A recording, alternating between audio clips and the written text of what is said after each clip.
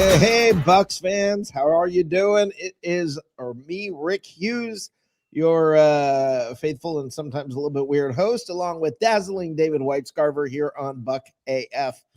How you doing tonight, Dave? Hey, we're on early. I can't talk for another 2 minutes. It's a Oh, contractual okay. thing. You're not Dave's not contracted until for one more minute, so he's just gonna sit there. Um, welcome, champions. How's everybody doing tonight? I think does everybody feel good? Feel like you run the South? Feel like an NFC South champion? Feels pretty good to me, guys. For all the hysteria and all the freaking out and crying and everything.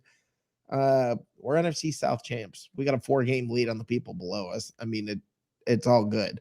Well, it's not all good. There are some other things to talk about here that I want to bring up. First and foremost, I want to just mention that the passing of John Madden. John Madden is, I've got great memories of John Madden back, Thanksgivings and just so many memories of John Madden all the way back to coaching, along with his in the booth career. But I mean, John Madden passed today. He will be missed, and that's a fact. That guy embodied the game of football that I grew up with. My favorite John Madden story is just any Thanksgiving. Dave, you? He's still the all-time leader in wins for the Oakland Raiders. I'm sorry, Las Vegas.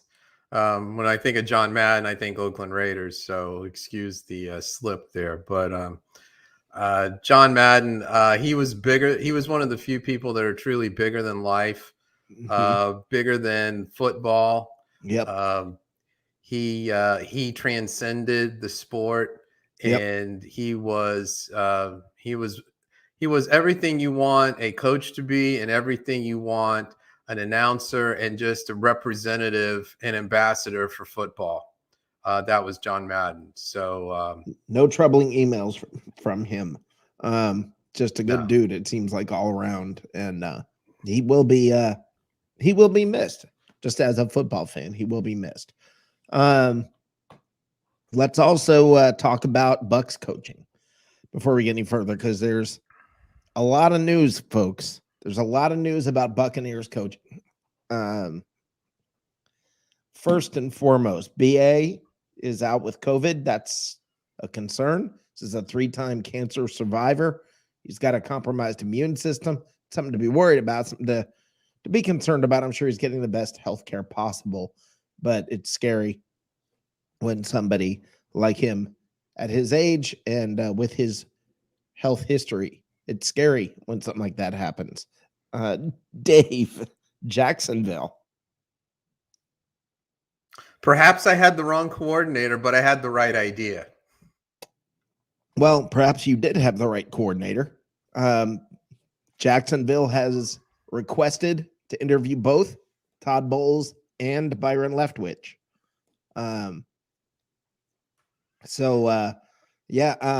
That's guys. If you wanted to get rid of them, you may have your opportunity to see one of them leave. We'll see. This week, Harold Goodwin is going to be the Buccaneers head coach, acting head coach. Harold Goodwin. If you're like me, you're like, who?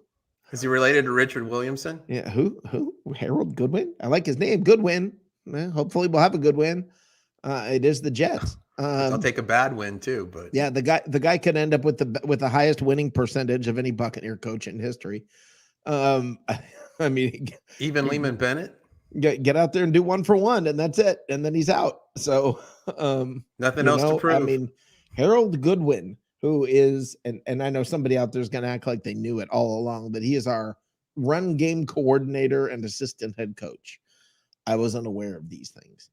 But so that's okay. Can you explain to me what a run game coordinator is? I think he's the guy who sits around and gets confused over which running back to play, which apparently the Buccaneers have a hard time figuring that out. So, is it Rojo? Is it Fournette for you?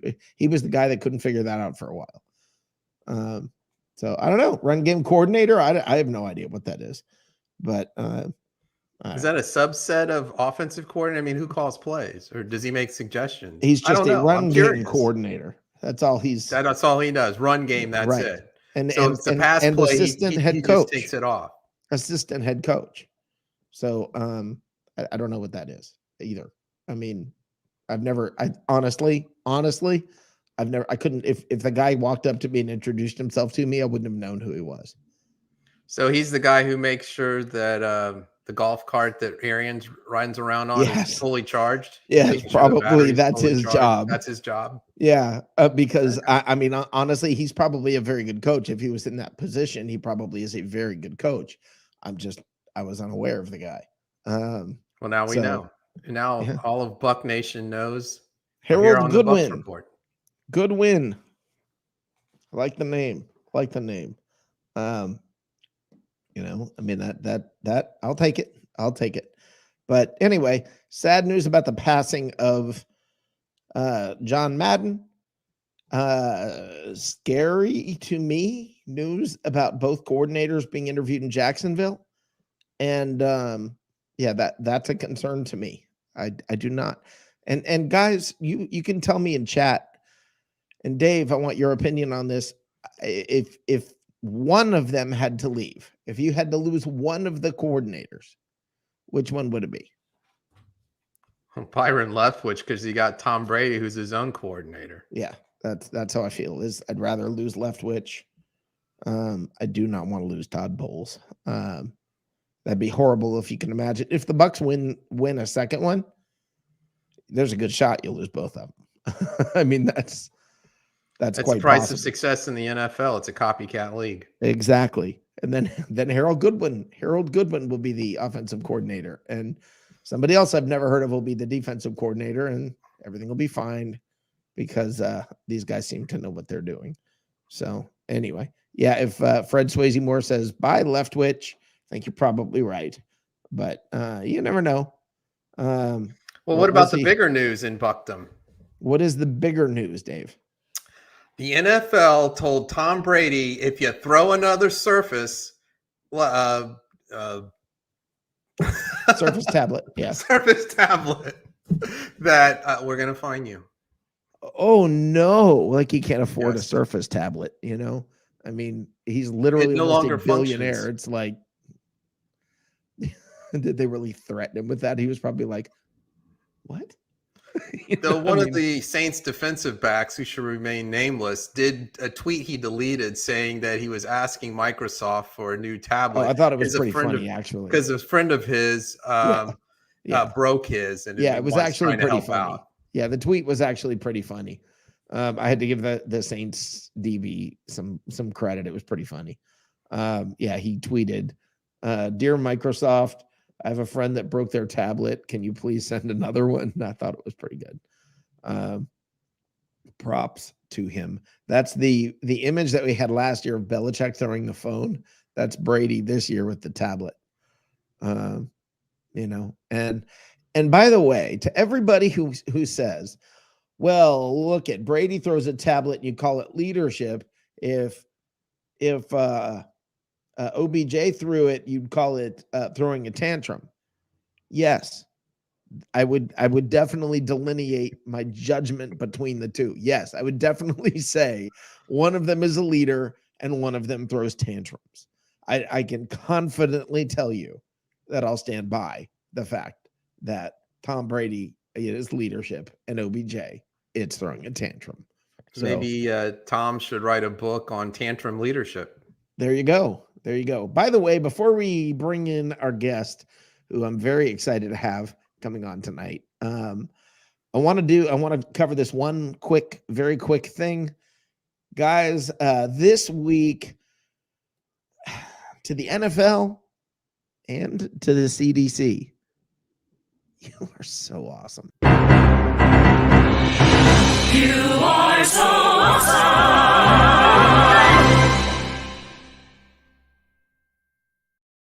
Can you talk about a more confusing message than what we're getting from the NFL and what we're getting from the CDC? Oh, everybody's coming down with COVID. Well, let's relax the the guidelines. Let's change the guidelines so we can make it easier for guys to come back. In the meantime, 505 as of Monday, 505 guys were out with COVID. So what's the response? Let's make it easier. Something's backwards about this. The CDC's changing their stuff. Look, these are scientists. I guess they know what they're doing. I hope they know what they're doing, but it just seems like it's scary to me that your response to everybody getting COVID is, oh, let's relax the guidelines. That seems a little weird to me. It seems a little backwards. It seems completely confusing to me. And the NFL, you're so awesome. You are so awesome.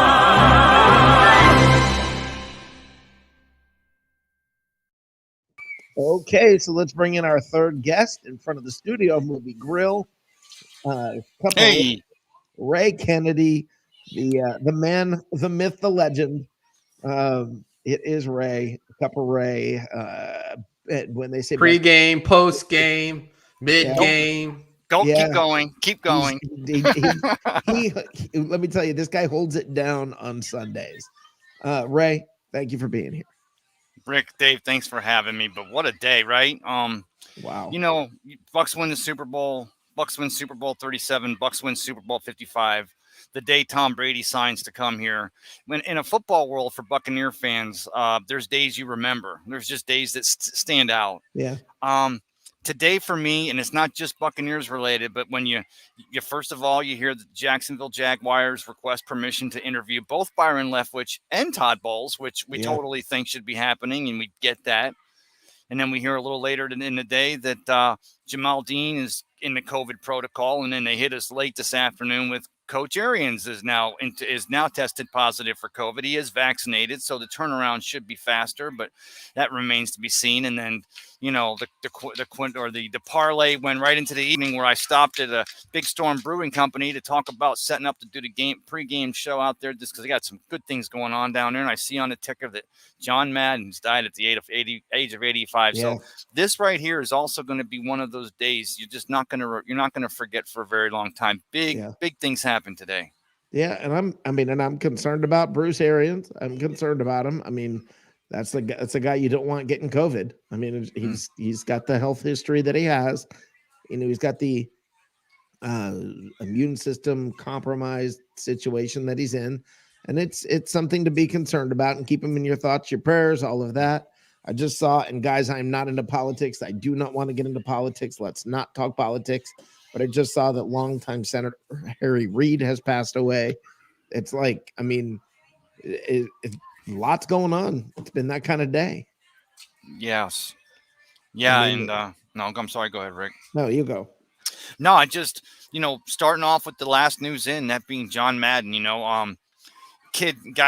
parents move out to California when he's just a kid, and he plays football. He's a pretty good football player, and he goes to college, ends up playing 1 year in a small college, JC, and then he goes on to play bigger football at San Mateo College and plays offense and defensive line, but offensive lineman blew his knee out in college, so it took him a year to rehab. So he started kind of getting a little bit learning how to coach there. And of course, he's drafted in 1958 by the Philadelphia Eagles and doesn't even make camp. In training camp, blows the other knee out, which basically ended his playing career.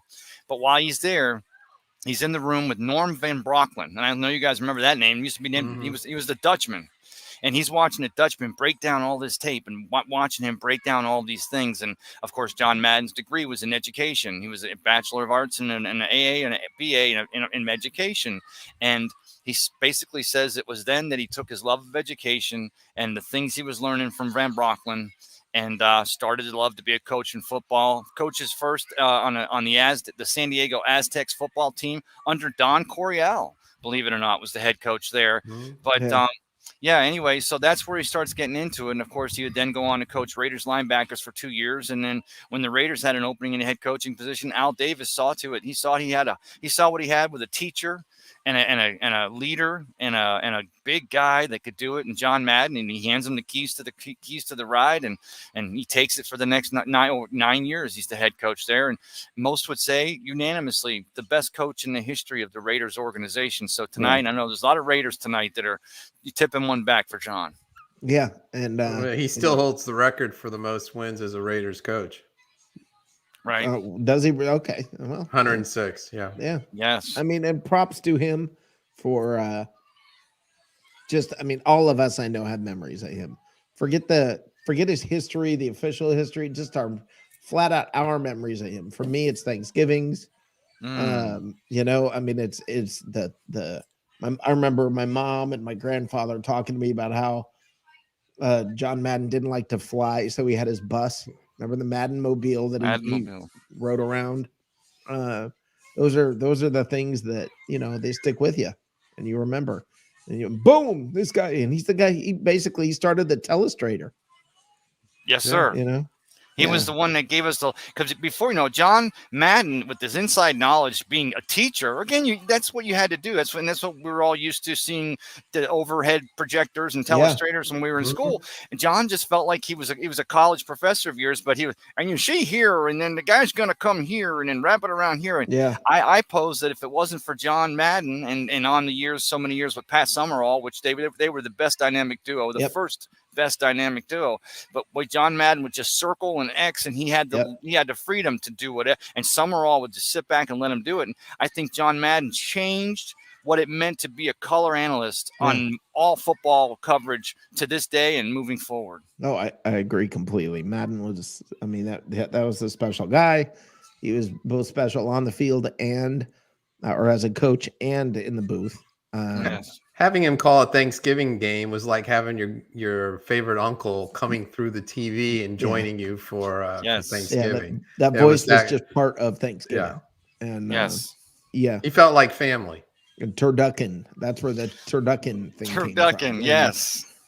Just so much. There's so much history with that guy that he started and he was all about. And slobber knocker. He came up with that term. And slobber knocker. There are so many little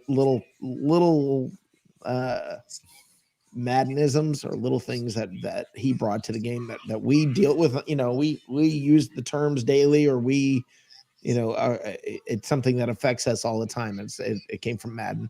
He sort of was football, and I'm glad they got that special in on Christmas Day with him still around. So that was. And they said, if you read, I'm sure you all had a chance to read the back. I'm just posting this on my Facebook, letting everyone know the show must go on. But the fact that they didn't know what they were going to get from Madden, because he still was getting rides to the studio. He had a special studio, this arrangement where he got to go and watch all the games. And they knew that they wanted to get with him, but they didn't know because he wasn't talking the same way he always did. He lost some of his faculties, and you saw that if you saw this, the documentary. But typical John Madden. They got the camera and they started asking him the questions, and then they said he just couldn't stop. Just coach got to be coach. And you wonder, it just ran for the first time on Christmas Day, and of course Christmas Day was just 3 days away, and then the good Lord takes John Madden home here at 85 years of age on Tuesday, and you wonder if he was hanging on to get a look at that, or what it had to do. And I'm sure the guys that made it are just happy that they were able to do that, because it almost as a last homage to one of the greats that'll never be forgotten and will long be remembered. Yeah. Now let's bring it back to the Bucs. Yes. Let's talk about the Bucs. Let's talk about coaching. Let's talk about the situation that the Buccaneers are facing. Guys, Jacksonville wants to interview both of the coordinators. I mean, it's scary when you look at this week. Arians is out, and both coordinators are interviewing somewhere else. I mean, and there's more vacancies coming, guys. Get ready. There's more vacancies coming, and I promise you, these guys are going to get interviews. Yeah. So, I mean, what are your thoughts, Dave? What are your thoughts about the possibility of losing these guys? Well, looking at it from a very short-term perspective, it's a distraction no matter how you slice it. I mean, interview, these guys, Todd Bowles has been a head coach before. He wants to get back into it. Byron Leftwich would like his first head coaching gig. You can't blame him for that.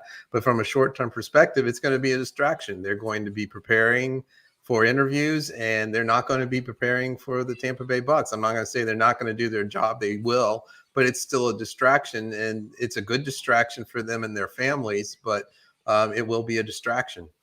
Yeah, Ray, thoughts?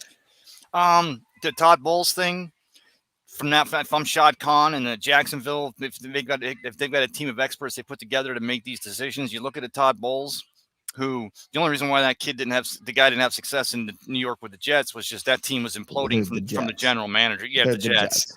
So, but you think, oh well, now he's had a chance to run a defense for 2 years. He's a great defensive-minded coach, and he's run a defense with a superstar quarterback on the other side. Yeah. But you'd have to think, who's he going to bring in to continue to groom Trevor Lawrence? Because that's going to be the key. That's your first-round pick, the best quarterback to come out in the last decade, a once-in-a-generational player, they say.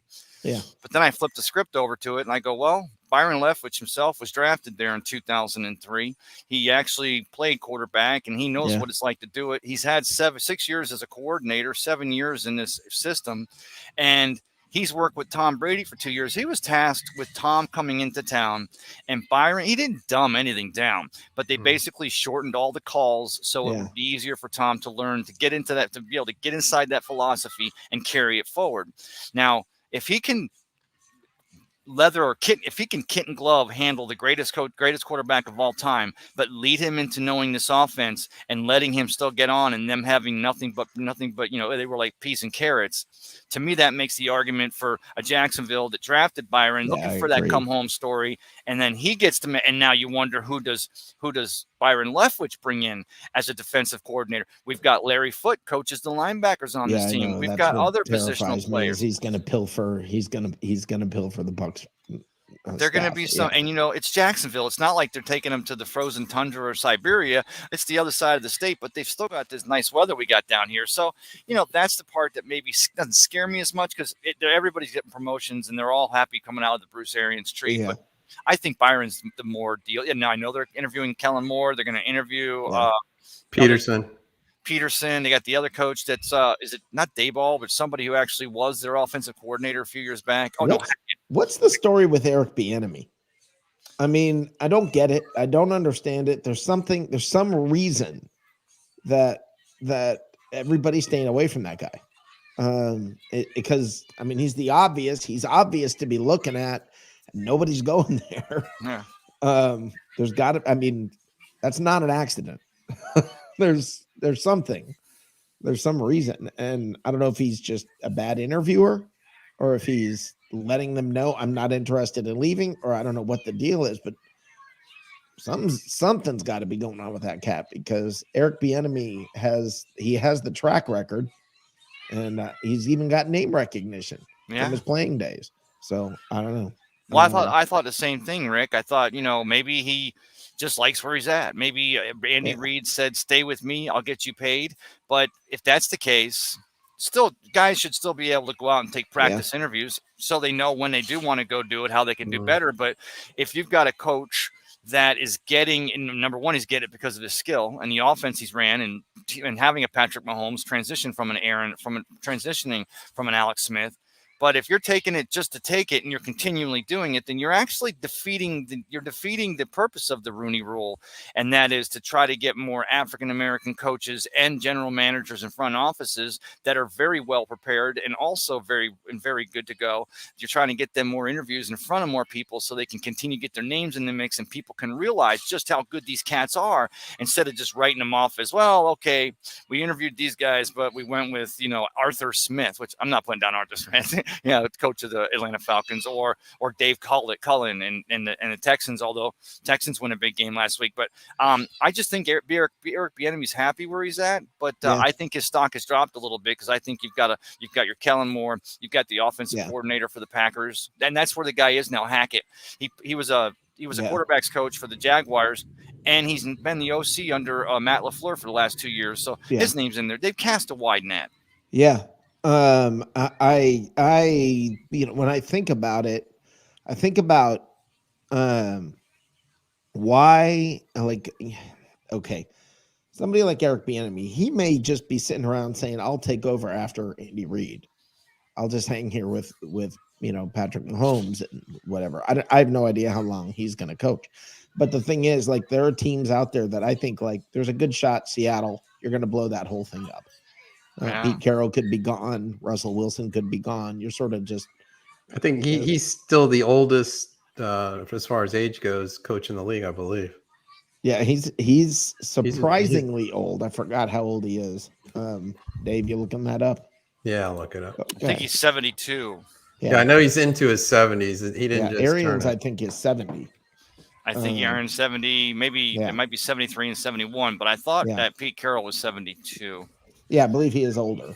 But no, Pete Carroll's 70. He was born September 15, 1951. Okay. So he just turned 70. So he's 70. By the way, to Brian Pearson, Brian says, "Why don't we talk about John? Man, I started talking about your own football team that won the division, but the Saints best you 4 times." It looks like John's moving in that picture too, like he's trying to get sneaky. Well, how am I bleeding over into? Look at that. I see Brian, you're coming in here talking trash, and you're 4 games behind us. You want to talk about 4 games? You're talking about 4 times that the Saints bested us.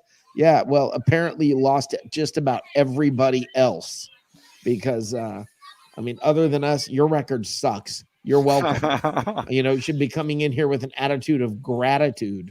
That's what should be coming from you, because if it weren't for us, you guys suck. So, the Saints are terrible. Who that said that?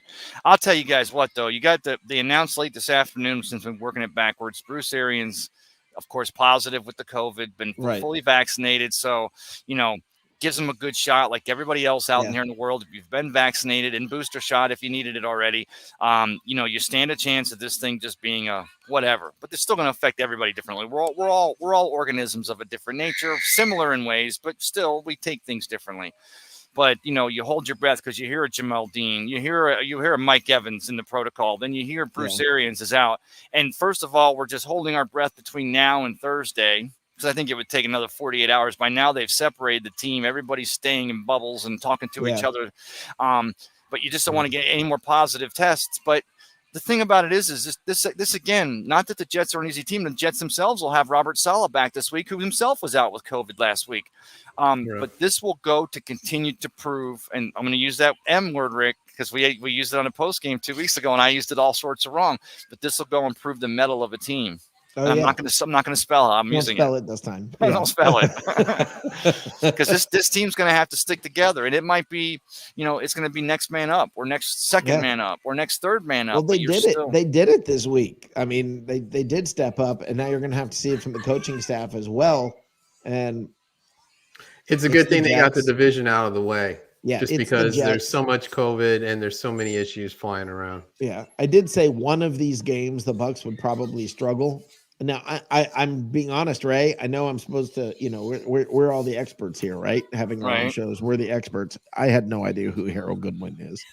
Harold Goodwin, he was running back coach, Cleveland Browns, but he was also running backs coach out in Arizona with Coach Arians, and he comes here and he does the same thing. Running game coordinator, which to me, it's like almost sounds like he's the guy that he's begging Leftwich to let him run the ball all day. He's basically the guy. Hey, come on, Byron. Let's run the ball one time. You talk about an easy job in an Arians offense. You're the run game coordinator. There's like 4 run plays, and that's it. You have input on 8 plays a game. So yeah.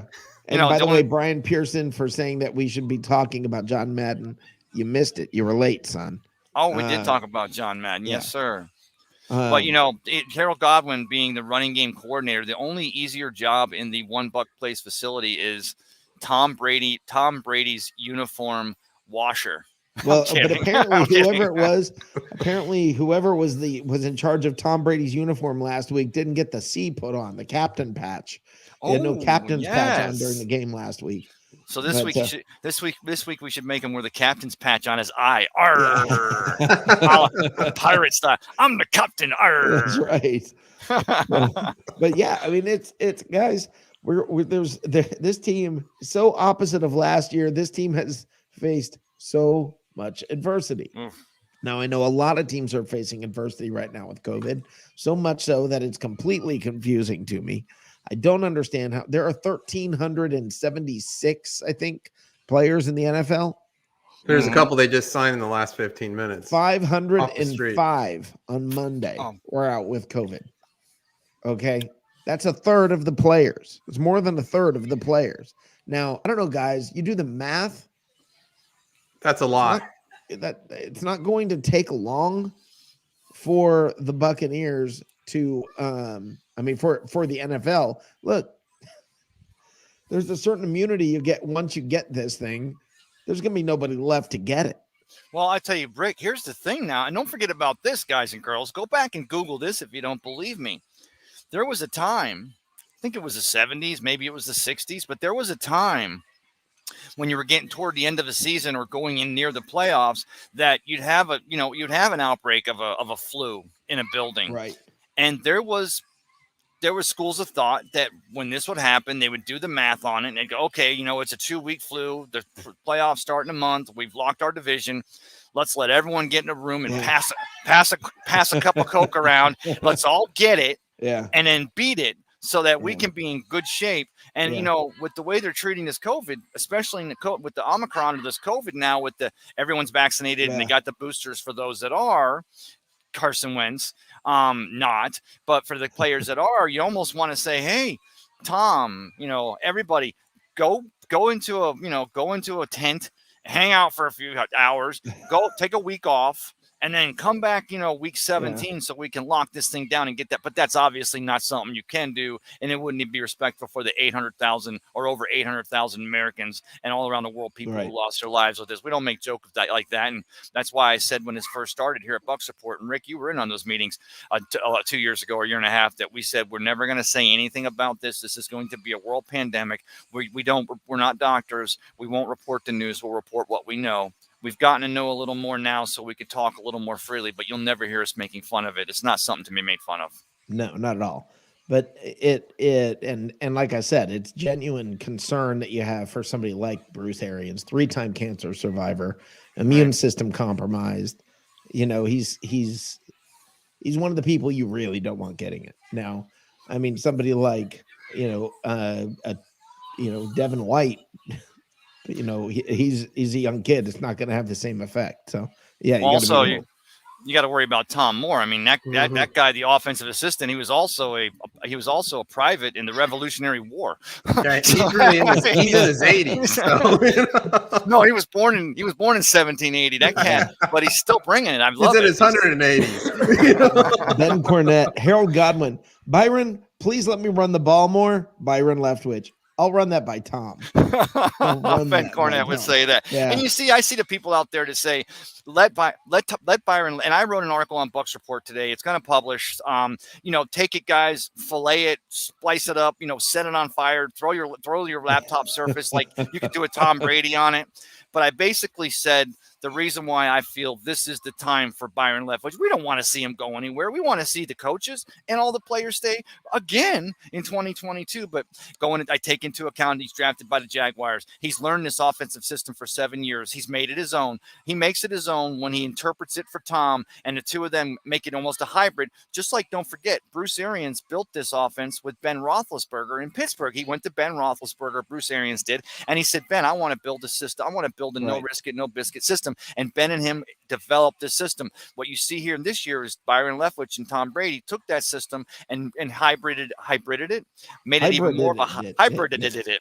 So now you got, again, Trevor Lawrence, once in a generation quarterback, had no leadership with Urban, sit in my lab Myers, but they could bring in a coach like Byron and have that historical tie back, have the years he spent not only with Tom Brady, but learning the system. And he's an even-keeled type of a coach. Byron will go after his, and he's not afraid to say it, but you won't see him he doesn't get all mad. He's kind of like Todd Bowles in that sense. He stays even-keeled, but he'll definitely make what he feels known.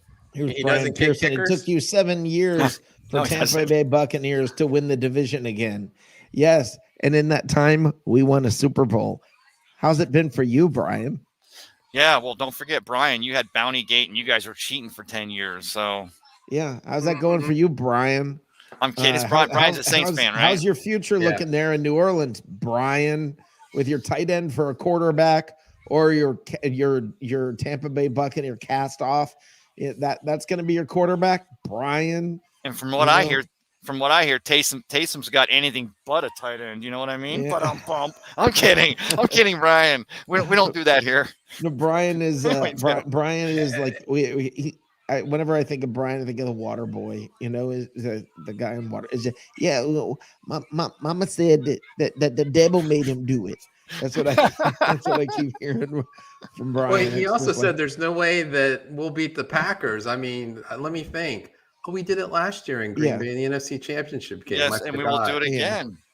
Yeah, there's no way we'll beat the Packers. We beat them. We beat them, I believe, in regular season and postseason. I will say this. Come on, buddy. I will give Brian a little bit of love because the guy showed up. The Saints came in here last week, and they came in with a mission to go low, to bring the game to the Bucs. The Bucs had the game brought to them. They had put a few guys out early. The rest of the guys were looking over their shoulder. Now, the thing we got to worry about with this week in the New York Jets, I think I already touched on it. Robert Saleh's coming out of the COVID. They just dealt with that. Arians goes in. The Jets are going to have they're going to be pumped up this week. They're going to go, did you guys see what the Saints did to the Bucs? Well, what the Bucs do to the Panthers? Well, yeah, but now the Bucs are going through the problem that we did last week with Saleh. They don't have Arians. So the Jets are going to get a little, I don't want to say they're going to get momentum, but they're going to get a little bit of, they're going to get up for this game a little bit. But that's why the Buccaneers, whoever's playing for the Buccaneers this Sunday, will have to step right in there. And just like we did against Carolina, pound and ground, and I don't mean pound and ground all running, but take the game to them and let them know half our team might be in the protocol, but we're the world champions, and we could bring in our third stringers, and we're still going to roll the ball down your throat. Yeah. Yeah, absolutely. Brian, you guys, I don't know what he's trying to say. Washio Jameis Winston as your quarterback. And I think he's saying wish your quarterback. Oh, I'll say it right. He's using voice to text. You guys wish Jameis Winston as your quarterback instead of an old man like Tom Brady washed up. Yeah. Dude, Brian, stop trash talking. You're not very good at it. I want Brian is. I'll go ahead, Dave. I was laughing. I want Brian. Now, Brian, I'm going to test Brian here. I'm going to test you. How much do you know football?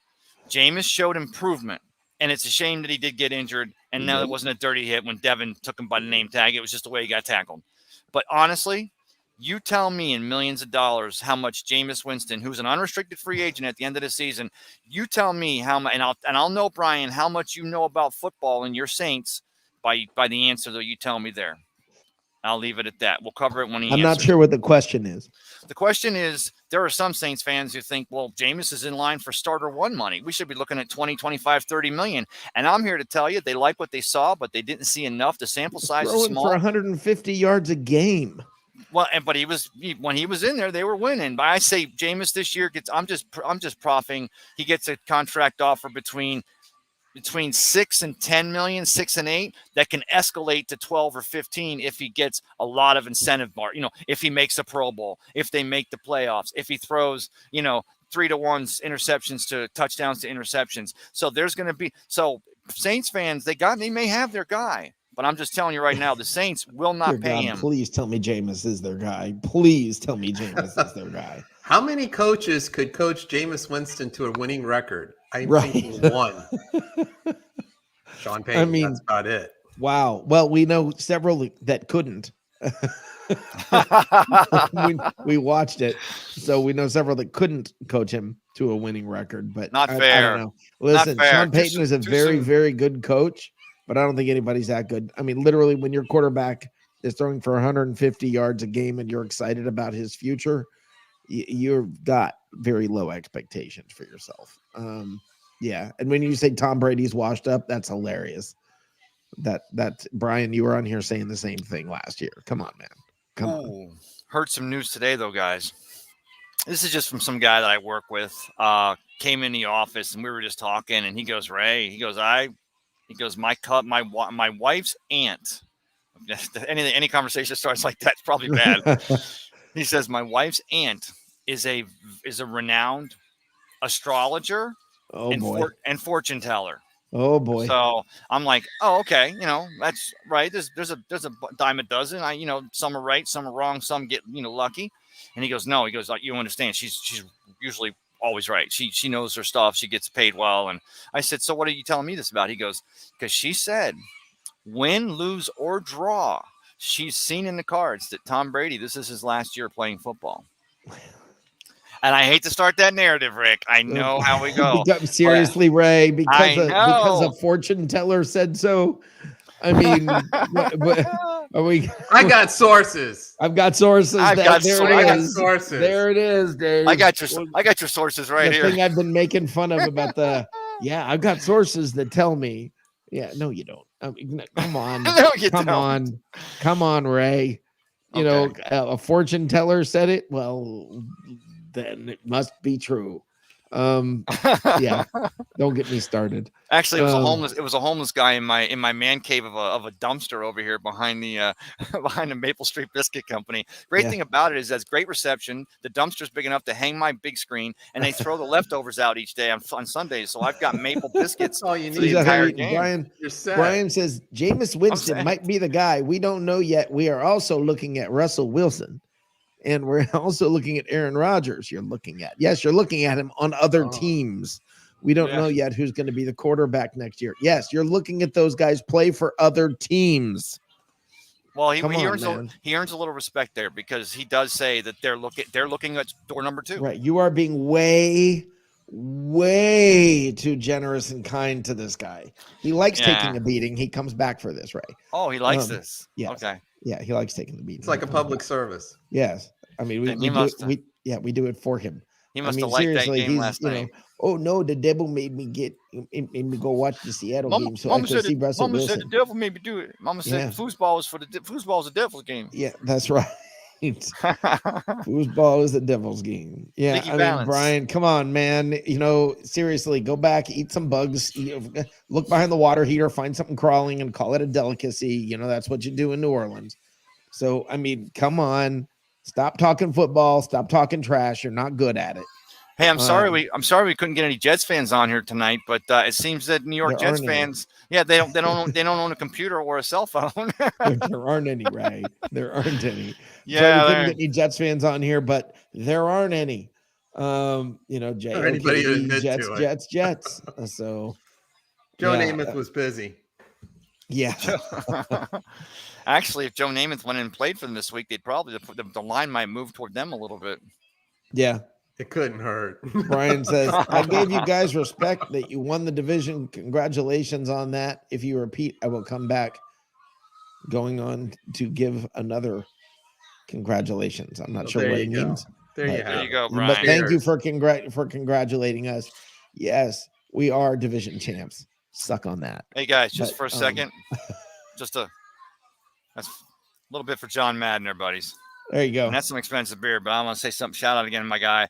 That was the worst news of the night. Seeing that it just broke, and I'm like, we knew it was going to happen. The guy was 85, and I don't know his exact condition, but we saw it during the movie. I'm just so glad that he did the things he did and made football a more exciting event to watch. And now I know him and Summerall are together in that big box up in the sky, probably calling this week's Dallas game, wherever that game may be.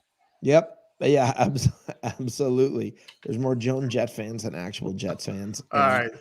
Just end the season. I love this. Just end the season is what Jets stand for. That's awesome, Tim. That is awesome. That is awesome. Tim always brings it. Yeah, I had friends when I was back at Shenandoah Elementary in Orlando. I had friends who would make fun of me and always say, we're coming up on game 1. Wait till next year.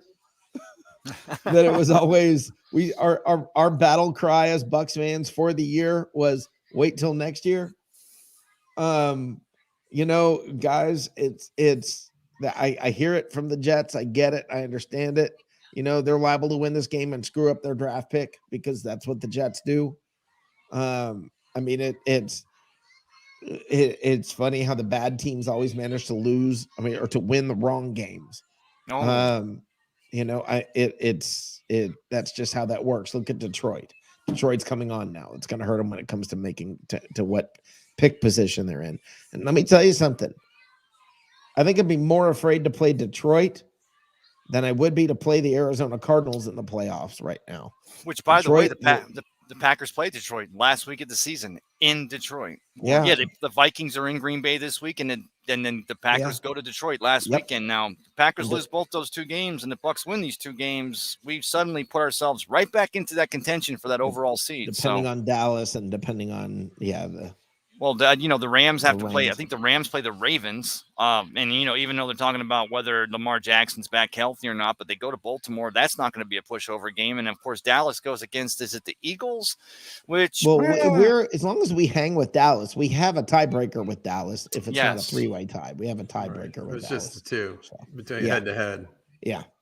So it gets complicated when you got 3 teams tied. Yeah. And I still think it's weird that Dallas can be above us because there are 3 teams when we beat them head to head. Right. And that's a higher tiebreaker. It's Maron. But it works out, I think, to our favor. Right now, would you want to be the number 4 seed playing the Arizona Cardinals in week 1? Or would you want to be the number 3 seed? And Arizona hasn't won a game with DeAndre Hopkins out, and they may not. Yeah, I think it's the Rams the rest of the year, including the playoffs. So I think it's the Rams are the 6 seed, or they may be the 5. I'm not sure who. But I think Philly actually is in the playoffs. Also, I think they were the number 5 seed, if I remember right. Wait, Rams are number 3 seed. Okay, who's the 6 seed? The 6 seed's 49ers. Okay, I don't want to play the 49ers. Wait for it. The Philadelphia Eagles are in the 7th slot. Okay, I knew they were in the slot. Okay, so the 5th is the Cardinals, the 6th is the Niners, and the 7th is the Eagles. And let me tell you something, I'd rather play the Cardinals out of those 3 teams. So, with the healthy Levante David, with the healthy Leonard Fournette, with the healthy Mike Evans, with a healthy JPP. Yeah. But even without them, I mean, we're still talking about a team.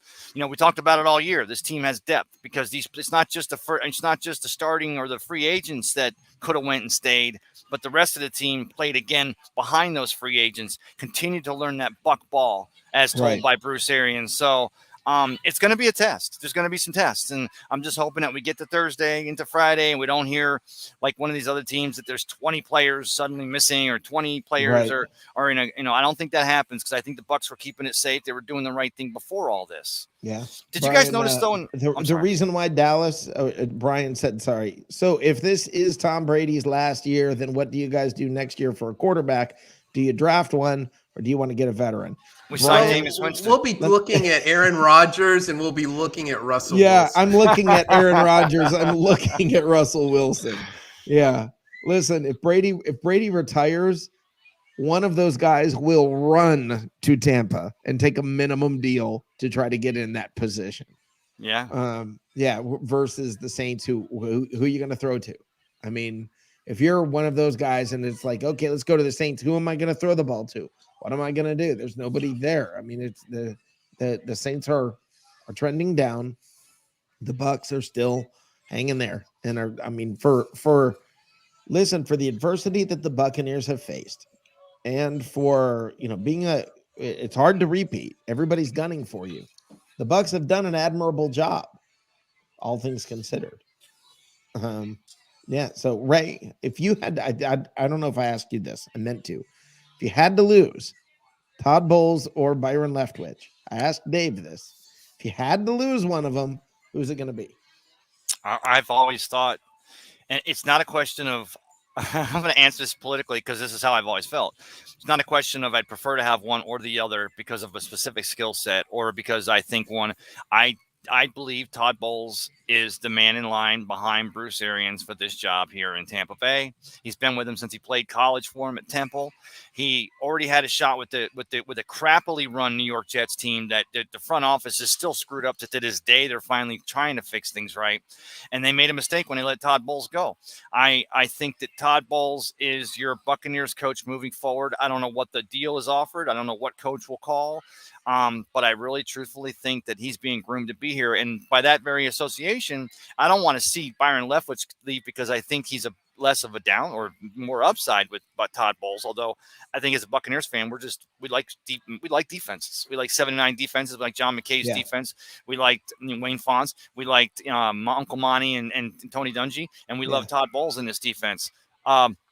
I think Byron Leftwich, again, he's the one I think he's ready for. I think teams he should have gotten interviewed last year and nobody interviewed him. I don't know if he's ready. I don't know if he's ready. I mean, maybe he is. I don't know.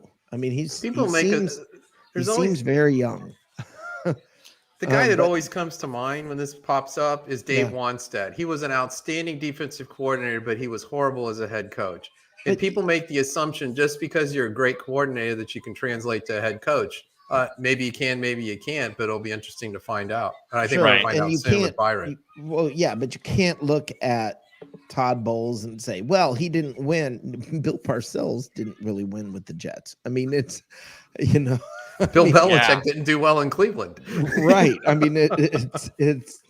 But you talk about an age for a coach. Don't forget John Madden at the age of 32 years of age, when he gets the promotion from linebacker coach to head of the Oakland Raiders by Al Davis at 32 years of age. At the time, John Madden was the youngest coach ever in the National Football League. So I just thought I'd throw that little in there. You got Cliff Kingsbury and. Now you got younger guy, or Sean McVay was young. Yeah, Sean McVay. John Gruden was young. I think John Gruden was young. Was younger. He was the youngest to win a Super Bowl when he was with Tampa. That's what it was. True. Yeah. So a former Raider coach.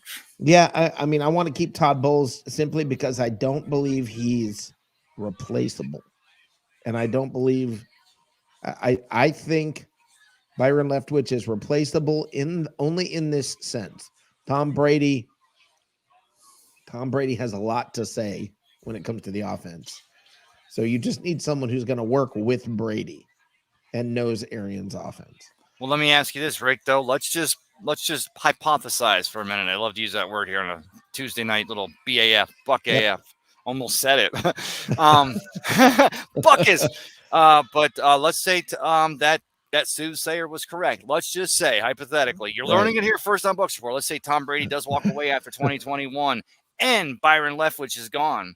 Because the Jupiter's in the 7th house and in the 7th sign, Jupiter, it's the dawning of the age of Aquarius. Bruce Arians. No, okay, I'm not going to do the whole thing. My singing sucks. But if Tom were to not be here in 2022, would you rethink that and want a Byron Leftwich to continue working with maybe a Blaine Gabbert till Kyle Trask is ready and continue that system he's building? Or do you still feel the same way that with Bruce Arians, he can maybe Ben Roethlisberger retiring after this season, maybe Ben comes down and he's your OC working with this guy since he's the one who built the damn thing. Go get the next guy at quarterback, meaning go get it's Aaron Rodgers, go get Russell Wilson, go get one of those guys because we're win now at this point. Yeah, I'm a second generation Gator alumni, and Kyle Trask is not your next quarterback. Really?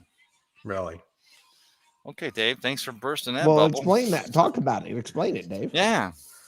Well, Kyle Trask was great at Florida when he had Kyle Pitts, etc. around him. He's a wonderful story, but I don't believe that he's got the skills to be an elite quarterback, maybe a good backup. I think they got him to be a backup. I don't think you can plug him in next year and have anywhere close to the results that you're expecting for a team in win now mode. Right. We can't plug him in next year and expect the same results that we get if, say, we had to plug a Blaine Gabbert in to play this week in New York. Right. Well, that's what I'm saying. I don't want Gabbert either. I'll talk about the Gabbert thing. So everybody who went on and on and on about what the heck is Josh Rosen because he's a 10th overall pick. So was Blaine Gabbert. All right. So I mean, if you're going to be excited about Rosen, you should be excited about Gabbert. And he knows the system. And Arians has said on multiple occasions he would love to have the opportunity to run his offense with Gabbert. So I don't know. I mean, I'd rather go get someone else. Go get an Aaron Rodgers. Go get and by the way, everybody, I think Aaron Rodgers is staying in Green Bay. Yeah. I don't think he's going anywhere. He's starting. I think Russell Wilson's going to go somewhere, but I don't think Aaron Rodgers. I think Jordan Love's going to go somewhere. All of Rodgers' antics has been where he has an out. That's so he can put leverage on the front office to get them to do what he wants to. I don't think he's going anywhere. Correct. Yeah, I think you are correct. Yeah, with Brett Favre, he wanted to leave there, especially with Aaron behind him, and he wanted to go. And of course, they purposely traded him to the Jets to get him out of the NFC Central or the NFC North at the time it was. And then he ends up working his way back to the Minnesota Vikings. With Aaron Rodgers, I think if anything else we're learning at this late day is that he'll be in Green Bay, and I believe he'll be there till he's done playing football, which could be very soon because he seems like he could walk away. And he's the kind of cat, if anything, he's showing that he's not your average Joe, and he could end up trying to get a job like Jeopardy or end up just doing his thing. And I think he's made enough money. God knows he's made enough money over the last 15 years that, he's still competitive, but he could go even play golf pro-ams with Tom But he and just the doesn't boys look happy ever. at all playing football. Ever. But He's consistent with his unhappiness. Yeah. Yeah. I mean, it's just that guy always looks sour is the word I'd use. There's every time you look at him, he's unhappy. And it's Hey, that's the price you pay for being a critical thinker. Dave, I love it. Yeah, it's true. Yeah. Dave would know. Mensa Club 101 over here. We did this. We did a whole segment here about Aaron Rodgers being a critical thinker. And because that's the term he uses for himself. Right. And I put up tweets by Aaron Rodgers that critical were thinker. Yeah, it was like critical thinker, huh? My baby toe. Right. Yeah. It's just, I'm not sure he's a critical thinker, but hey, Rick, are we gonna get a real Rick's rant tonight? No. If you're gonna get one, it's gonna be about the NFL and their policies, which you can't manufacture these things. They just have to organically develop. Yeah. And it can be very quick. Like my kids. Yeah. Yeah. You might get a Ray rant tonight. I thought I almost got one out of you when you actually said Josh Rosen. I thought, oh, here it comes. Oh no. Here it comes. Okay. Brian Pearson. I have a question for all three of you guys on the panel, if you don't mind answering. Do you guys re-sign Chris Godwin back next year? Or do you let him go test a free agency market? It's a very good question. Brian, that's a very good question. Very good question. Look, I am not a capologist, so I don't know if they can re-sign him. I don't know how that's going to work. All right. Let's say we have to lose 3 players next year. I'm going to guess Godwin would be one of them. I think they will keep AB before they keep Godwin, although AB is 32 and Godwin's 26. I don't know if that's true. They might try to re-sign Godwin. Look, Godwin's a great receiver. The problem is this: you can't keep everybody year after year after year after year. Somebody's going to want to get paid. What are you doing, Ray? Oh, I'm getting up a little bit. Oh, it's okay. I was trying to figure it out. I was like, what is Ray doing? What is I want to show my BR shirt a little bit. I saw it, how good it looked right there. There you go. I was wondering. He was Are you getting this? Yeah, so it is. Hey, another beer, please. I'm like, well, what the heck is he doing? But yeah, I mean, it's do I think they might lose Chris Godwin? Yes, I think they might lose Chris Godwin. This is going to be a strange thing to say. And I don't want anybody to misread what I'm saying. I'm just kind of talking the reality of things, not the way I wish nothing but great for Chris Godwin. Chris Godwin getting injured really helped the Buccaneers in their possibility to re-sign him next year. Teams are not going to be jumping on Chris Godwin as quickly because he's coming back from the knee. Now, there may be somebody who throws a lot of money at him, but it's less likely than it was a month ago. Yes. So they might get him back on a 1-year deal, just so he can come back and prove himself again. I mean, like you say, it's out of the Bucs' hands in the sense of what is his market going to be? Or does somebody want to give him a 1-year deal to prove himself, or a 2-year deal, or something of that nature? Right. Not want to if somebody wants to throw long-term, big-time money, I think you have to let him go. I agree. But that's out of the Bucs' hands. So I mean, Ben Cornette says, "I agree, Rick. I think AB comes back as long as Brady is here." Yeah, I think so too. I really think so too. I think Fournette's probably going to go. I think he's going to go try to cash in somewhere and get his money, and say, I came back for a second run. It's time to go. Well, I saw, all I know is Leonard Fournette's going to cost more than Rojo. Rojo, don't know what his market's going to be, but I mean, it was a very small body of work. But if nothing else, the other night we saw that Keyshawn Vaughn knows how to hide behind his blocks. He knows how to run, and he bossed up. So if the backfield is a Rojo and a Keyshawn going in, or if Well, you got another draft coming as well. Right. And you may have a Gio Bernard come back healthy this year, and maybe they figure out how to actually use him. And you may have Le'Veon Bell. I mean, you just don't know how that's going to all play itself out. So, wow. Yeah, everything is a little iffy. I personally would rather bring back Giovanni Bernard and give him more of a workload. What if Byron Leftwich goes back to Jacksonville, having been drafted there, and then gets I'm already with you here. And he brings Leonard Fournette with him as a bell cow running back. I don't think Fournette will go back to Jacksonville. I think that he would. If he likes the state, he'd go back under Byron, because he would prove he hated the last coaching staff and hated that organization then. But everyone loves a feel-good story. And, boy, wouldn't there be 75,000 Jaguar fans at TIA Stadium just ready to see this, Lombardi Lenny come back and, be their bell cow running back? I don't know. Yeah. Oh, there's a lot of losing to be had, even if things, quote unquote, go well in Jacksonville. Well, Brian says if Tom Brady stays next year, hypothetically, and he takes a pay cut to bring Chris Godwin back, this is what happens when you're drunk and use voice to text. I know. You're a good translator, Rick. How'd you get that way?